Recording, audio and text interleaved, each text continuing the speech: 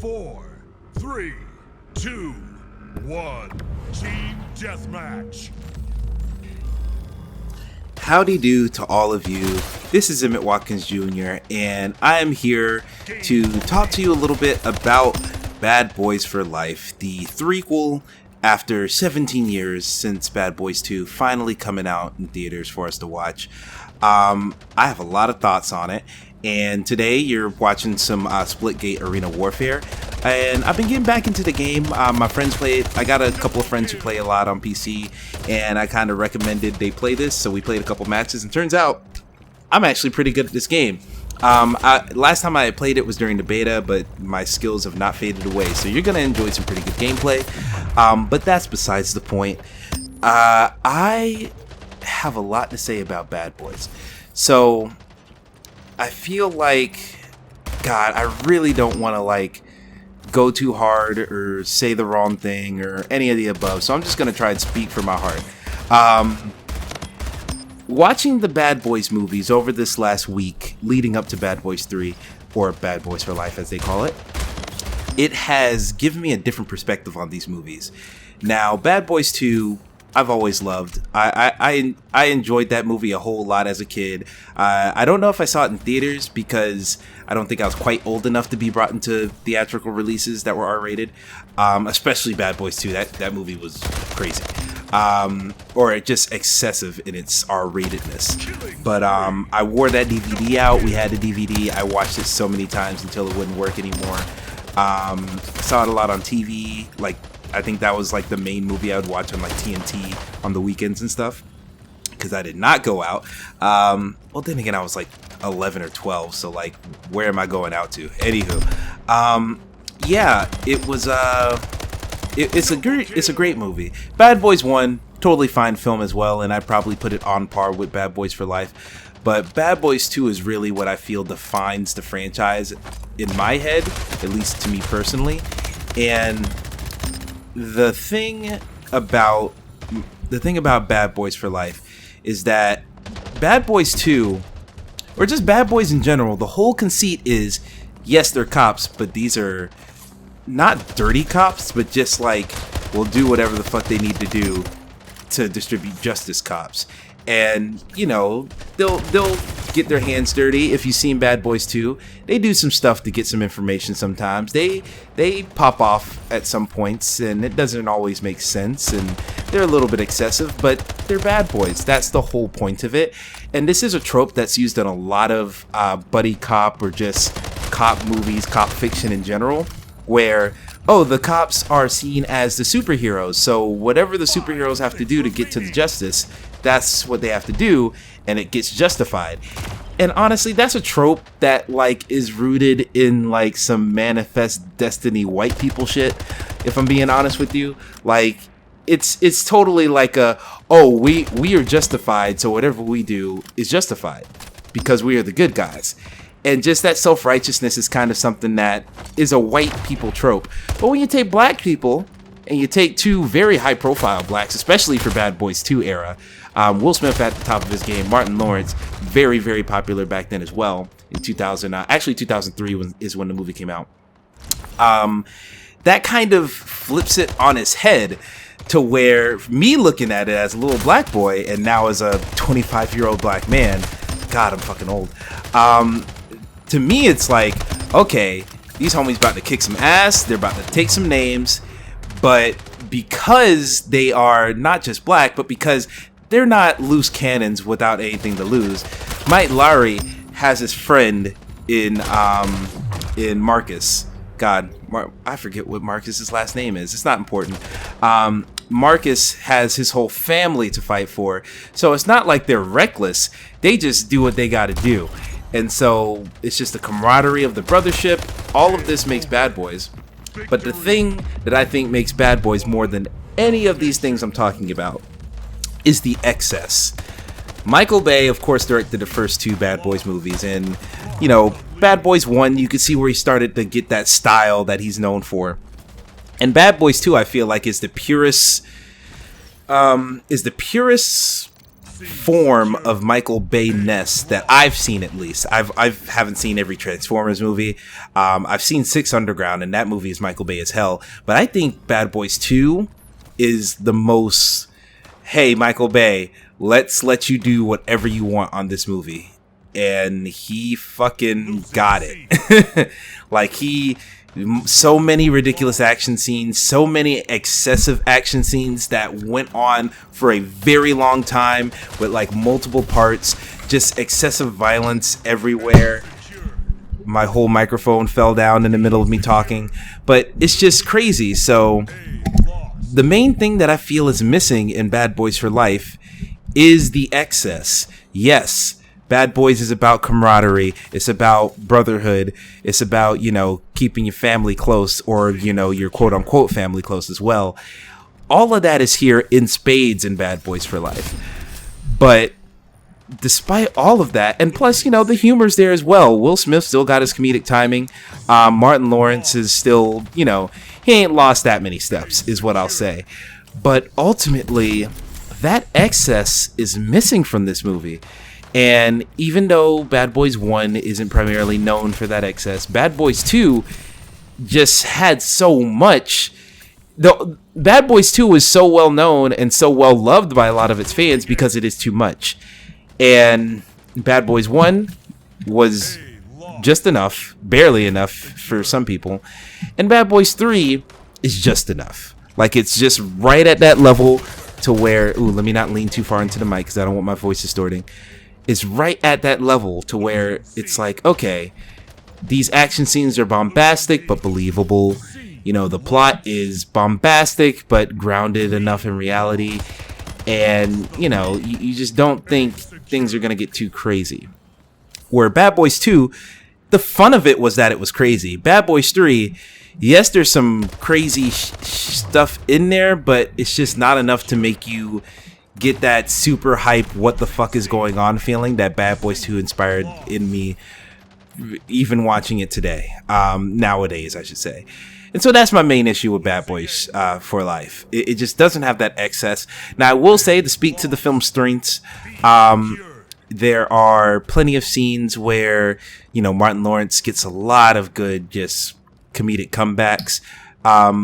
Will Smith actually, I'm really surprised by how daring this script is. They take some turns in this script. They do some shit that you do not see coming. And we'll talk about it in the spoiler section of this video. But they do some stuff that I'm like, wait, they're really doing this? And there's one scene in particular where it happens and you're thinking, okay, it's a dream sequence. Someone's going to wake up. It's not going to be real. This isn't actually happening. And then it keeps going, and they commit to that decision, which I think is very brave. I commend them for sticking to that. But well, let me speak some more strengths. I think they introduce a lot of new characters, and on their own, I like these new characters. I really do like a lot of the little team dynamics they got going on here. But ultimately, it's about Marcus Burnett. That's his name. It's about Michael Larry and Marcus Burnett at the end of the day. It's about those two.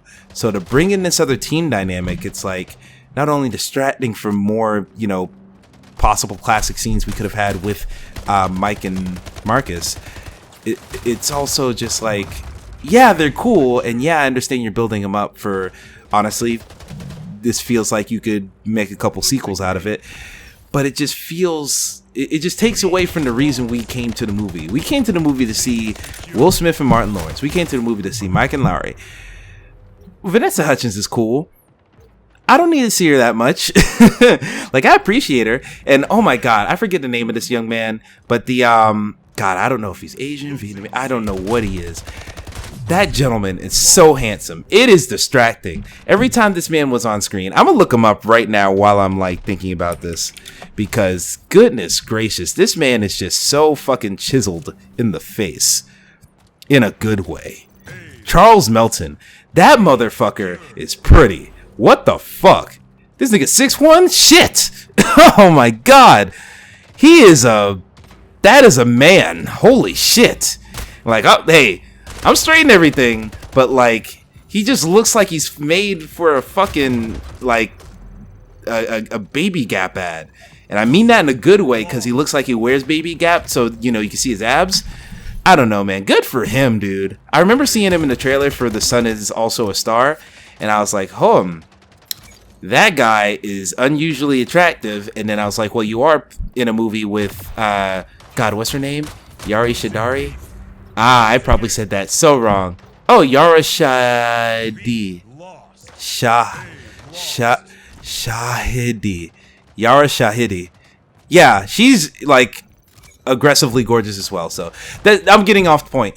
But like, I enjoy the team dynamics that they have here, but a lot of it feels like, okay, you just throw them in there. All right, that's fine. I understand you're trying to make a franchise and you need more than just these 2 stars to make a franchise. So yeah, I understand why you would do that. And then like how they introduce some characters through backstory that's like retroactive. Like I wish they just brought some things in to make it a little bit more. I appreciate where they took the villains of the story, because it kind of speaks to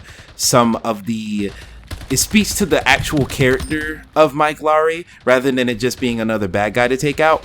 I do appreciate that, but it's the fact that it just kind of feels like they just added in the whole plot out of nowhere with no context or connection to the prior 2 movies, which I know is really hard to judge on, because we're talking about movies that came out in 2003, 17 years ago. I know it's hard to get that, connection to come back. But I was expecting some type of connection there. It was just disappointing to see that there wasn't that much of a connection to the earlier films. In some aspects, there is one just perfect callback to the original movies, especially Bad Boys 2, that happens right at the beginning of the film. And I was like, God damn, they know what the fuck they're doing. And that's one thing I do want to commend. I'm giving critique about, lack of plot connections to the prior 2 movies, but all that stuff is pretty forgivable since, the length of time since the last movie. There's so many callbacks and references to Bad Boys 1 and 2 that I thought was just awesome. You have the... Oh, wait. Let's not get into specific things. But yeah, for my general thoughts on the movie without getting into spoilers, because we're about to talk about spoilers because I'm ready for it. It's a good movie. It is still a good movie. Like I said, right on par with Bad Boys 1. I think Bad Boys 1 is a fun film. I think it's a great movie. I think there was clear budget constraints in Bad Boys 1, which is why Michael Bay wanted to just go way overboard with it in Bad Boys 2. Bad Boys 3 brings it back down to somewhere in the middle, budget-wise, between them, and you can feel that middle ground where you don't get the overshot, super slow-mo, excessive camera shots, excessive explosions of Bad Boys 2, but you do get some pretty cool action scenes nonetheless. I just wish they did a little bit more with like style. The movie feels very safe stylistically, where Michael Bay has a style. We all know the style of Michael Bay. It's just like constant, just I don't know, vibrancy isn't the word. Just acceleration. You feel acceleration whenever you watch a movie. You're just like in there. You're in for the ride, because a lot of his movies are a ride. It's just a lot of shit happening and it's all going very fast and it's just energetic. It's very energetic. Where this movie, action scenes are not shot poorly. Everything feels fine, but it just feels stilted in a way that I can't really put my finger on. And I know it's weird. Michael Bay gets so much shit, and I understand why, but I just miss that touch. I miss that excess. Not just excess in the plot, where they go invade Cuba at the end of Bad Boys 2 for no reason. Not just that. It's the excess in the execution of that plot as well. Where Bad Boys 2, there's no reason you need to have, 43 different shots of this house exploding. There's no reason you need to, have, when you're driving through a favela at the end of Bad Boys 2, to have the camera on the side of the car that captures the rear view or the side mirror getting torn off by these houses. You don't need all these shots, but it's cool to have it. It just added to the too muchness of that movie. Bad Boys 3 doesn't really have that too muchness, which is my main criticism. At the end of the day, this is not a movie you watch for what bombastic shit is going to happen next. This is a movie you watch if you're invested in these characters. If you like Will Smith, if you miss Martin Lawrence, then this is a movie to watch. I think if you're a Bad Boys fan, you're going to appreciate the movie. There's going to be a lot for you to appreciate if you are already a Bad Boys fan. If you're not a Bad Boys fan, because it isn't so excessive, because it's not 2.5 hours of near constant action, because it's not like that, I think this is going to open it up to a much wider audience of people who will enjoy it. I know I've been watching these movies in part because, not just because I want to watch Bad Boys 3, but because I'm keeping up with Kind of Funny's, in review series they're doing for the Bad Boys movies. They straight up, everyone except Nick, of course. Nick has good taste in movies, except for The Departed. But with the exception of Nick, all of them hated Bad Boys 1 and 2 aggressively. And then they actually like Bad Boys 3. So I think if you would be turned off by what Bad Boys 2 sounds like, Bad Boys 3 is going to be right up your alley. But ultimately, I miss that excess, man. I miss that excess. But let's go ahead and get into the spoiler section and talk about some deeper aspects of Bad Boys for Life. Now, number one, I really did not like how they took Will Smith.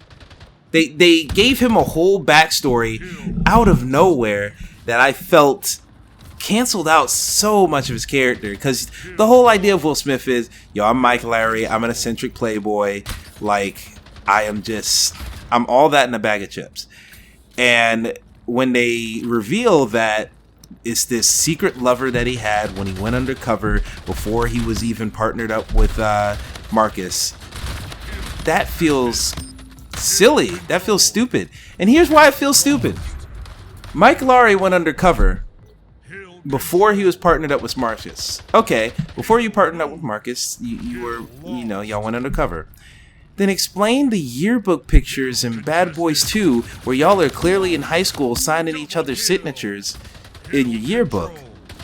And Marcus don't know that you went under that Mike went undercover well before getting partnered up in the police force. Like, just got yanked right out of the academy for this. Like, how does that not come up in 25 years of police work with each other? Clearly super close to each other, clearly super intimate. It's just a plot hole at that point.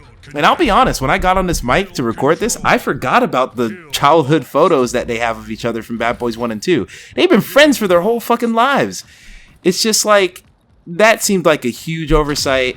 So, that's number one. And I just don't like that they introduced that whole thing, and when Will Smith's discovering it and he's looking at the files and everything, and he's like, 1995 is when this baby was born. And I was like, that's when the first movie came out. And I was getting excited thinking it was going to connect. And I was thinking, oh, wait, did Will Smith have a baby by Tia Leone or something? I was really excited to figure out what was going on. No, it's just some other thing that just, by the way, he had a fling before he met anybody, so that's what all of this is. And it's like, I understand that's adding to the character of Mike Laurie, because Mike Laurie's all like, I'm a playboy, I'm never gonna settle down and stuff. And then you just kill that whole thing by saying, you've already settled down, you already have a kid, and all this stuff. Like, that shit just really irked me, number one. Number two, I just don't. What's the other thing? The action scenes were actually, the final action scene was pretty cool. It was pretty cool. I will say, I will critique it because it didn't feel like it had as much energy as the final action scene from Bad Boys 1 or 2. Because Bad Boys 1, it was a bombastic, shootout until you get to the explosion. And then it's a car chase. Like, it's literally just like, who's the fastest car? It's a race. And despite that being like not much going on outside of cars just going really fast, that was really tense. Excuse me. It was a really cool scene. Bad Boys 2, they fucking invade Cuba at the end of Bad Boys 2. No one's gonna top that. They have a whole strike team. just fucking taking out explosions here, left and right, gunshots here, gunshots there, snatch and grab, steal the Hummer, drive through 40 fucking houses, land in a minefield, and get the slow motion shot on the bad guy to blow him up with some landmines. That's not going to be topped, and I feel like it's unfair to compare them, but they are in the same series, so gotta compare it.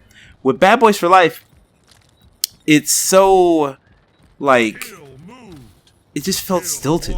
It just felt like the final action set piece just didn't feel crazy. Like, I could see the hints of the insanity, though, when Mr. Guy, who doesn't want to do violence, but he's like the biggest, strongest looking dude in the whole group, when he finally goes ape shit and is like tearing down pillars and shit, I'm like, okay, this is the type of insanity I like. When the helicopter flies through the plate glass window, that and just goes down all the stairs, I thought that was really cool. That gave me like that type of insanity I was looking for.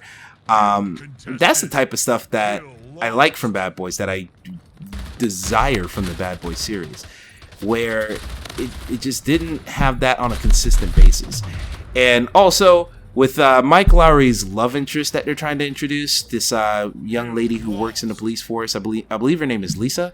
I can look up her Twitter right now because a friend of mine had tweeted it out, because he was like, yo, I'm a stand for this girl now. And I'm like, yo, she's very cute. Also, yeah, she's very, okay, Vanessa Hudgens is in this movie. She's pretty, like, all the time. So, like, I'm not even, you know, freaking out about it because, you know, I've seen her glory. I mean, I'm a High School Musical stan, so, you know, I know what's up. But this young lady who plays, God, what is her name? I have the cast list up. What am I doing? That's not her name, Kate. Oh, Paula Nunez? Is this her? This has to be her. Yes! Paula Nunez, playing the character Rita. Okay, Rita. Rita is like a beautiful woman. This movie is full of beautiful people. It is weird. And even Nicky Jam has like a unreasonably nice smile.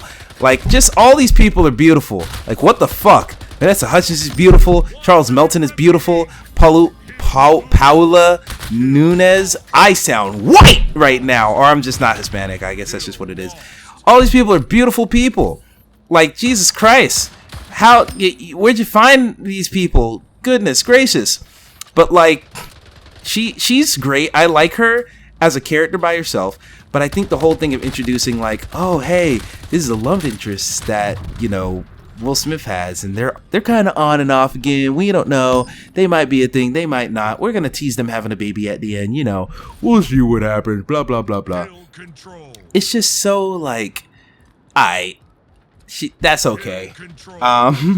Like, I could take it or leave it. Now, I like the idea of Mike Lowry finally having a match on the women's side of things, because he's been known as the womanizer. He's the womanizer of womanizers. So I like the idea of there being a match to him as a woman. I think that's really cool and really compelling concept, but it's just like, yo, they don't do enough with that angle specifically, and I feel like she doesn't actually challenge him that much until the end of the film, and by that time Will Smith is already like, I need to be challenged. Like, he understands that he ain't the hottest shit in the land.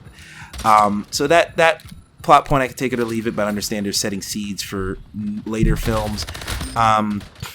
It's just, the whole thing feels like they Fast and Furious my Bad Boys, which I say in a tone that sounds disappointing, but I think this is what was necessary. I think if they made Bad Boys 3 again, number one, it'd be way too expensive and they probably wouldn't have made a profit.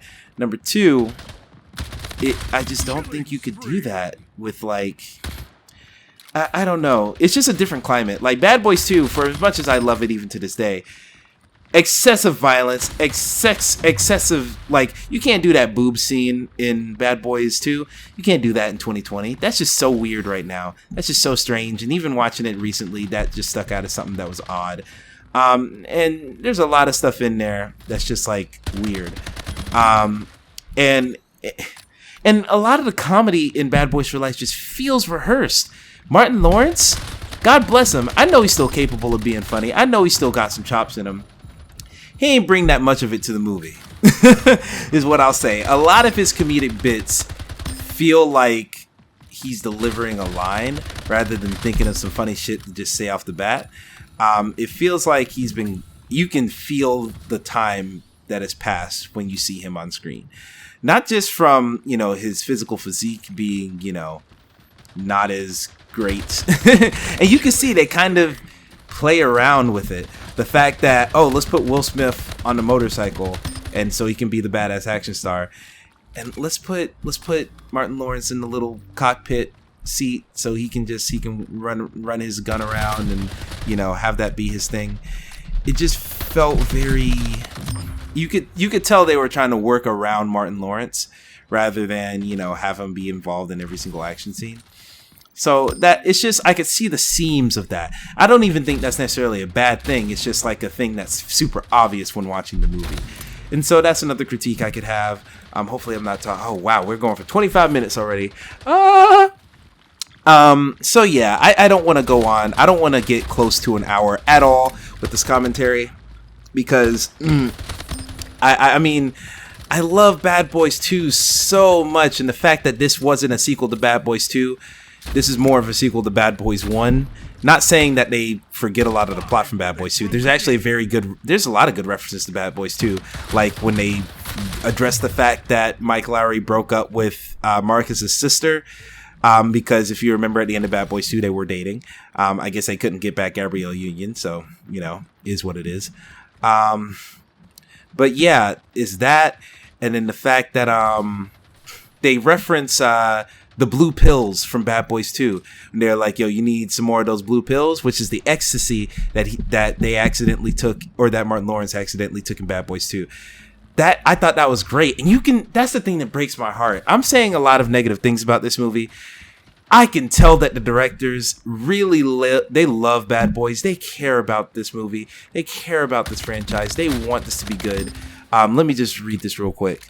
Bilal Falah and Adi El Arbi. Those are the directors of the movie. I can tell they got passion for Bad Boys, and I do not want to shit on this. And I actually hope that this does very well. I hope it makes a lot of money. I hope it's a huge success for Sony so that they can make some more sequels and give them the budget to be as extra as they need to be. But yeah, it's just not. It just didn't really hit that hard for me. And for as much as I love Bad Boys 2 upon my second watch recently, I was expecting Bad Boys for Life to just match it at the very least. I was expecting it just to be matched because it's really hard to top Bad Boys 2. But I felt it was reasonable to expect it to be matched. And sorry to say, it didn't match it for me. Now, it's getting a lot. Now, I will say this. Bad Boys for Life, it's getting a lot of good reviews. It's on its own, it is a good movie. I think Bad Boys for Life, if you watch it sight unseen to anything else, it's a great movie. But if you were, I guess in this case, unfortunate enough to be in that initial hype of Bad Boys 2, especially Bad Boys 2, Bad Boys 1 is fine, but Bad Boys 2 is the one on trial right now. If you love Bad Boys 2 and you watch Bad Boys for Life, there's a good chance that it's gonna not hit as hard for you. It didn't hit as hard for me, sorry to say. But I do want people to watch it. I want people to enjoy this movie. And I know this is a case of it not being what I like. This is a specific taste thing. This is not an objectively bad movie by any means. And if you ask most people, they'd probably say it's an objectively better movie than Bad Boys 1 and 2. But personally, just didn't hit the same. And that's all I got to say about Bad Boys. Hopefully I didn't ramble on too long. I got to be completely honest with you. I got home at like 1 a.m. and then I watched we got out of the movie at like 1 a.m. And then I watched the in review, the kind of funny in review for Bad Boys for Life immediately after that. And then I finished that before I started recording. And it's almost 3 a.m. now, long story short. So, yeah, we're going to go ahead and wrap this up before I fall asleep on the mic. But I thank you guys for listening. Hopefully, if you're a fellow Bad Boys fan like me, hopefully this movie did more for you than it did for me. I like that it's a launching off pad to other Bad Boys movies in the future. And hopefully those other movies are going to deliver on some of the insanity that I look for from this series. But I don't know, man. Just felt too grounded. And I don't know. Bad Boys 2, still the GOAT. Still one of the greatest action movies of all time. Bad Boys for Life. You know, it's another one. Which I guess is appropriate seeing that DJ Khaled is in the movie. Oh, and I didn't even talk about the hyper violence was retained in this movie, which, you know, it's fine. I don't really have a problem with, but it is what it is. Yeah, that's what I got. So without further ado, oh God, I got way too close to the mic there. Sorry about that. I'm seeing the levels peak as I talk so I can know when I'm too loud. So yeah, without further ado, this has been Emmett Watkins Jr., also known as DJ Spun61 on various internet platforms. If you liked what I had to say about Bad Boys or don't or whatever, then let me know in the comment section, or, you know, get at me on Twitter. That will be linked in the description. I link my Twitter in every video. But yeah, thank you guys for watching. Thank you guys for listening. Thank you guys for following along with me. If you've been following my whole Bad Boys journey over the last few days, this has been a very eye-opening experience. And hopefully I'll talk to you in the next video, in the next review. Planning on reviewing that Eminem album, song Music to Be Murdered By. I got a lot of thoughts on that one too, trust me. So yeah, that's all I got for tonight, or today, depending on when you're watching. And I appreciate you. I love you, and please have a good day or night or whatever time it is. And as I always say, keep it real, keep it trill. Adios. Double kill. Game over. Victory.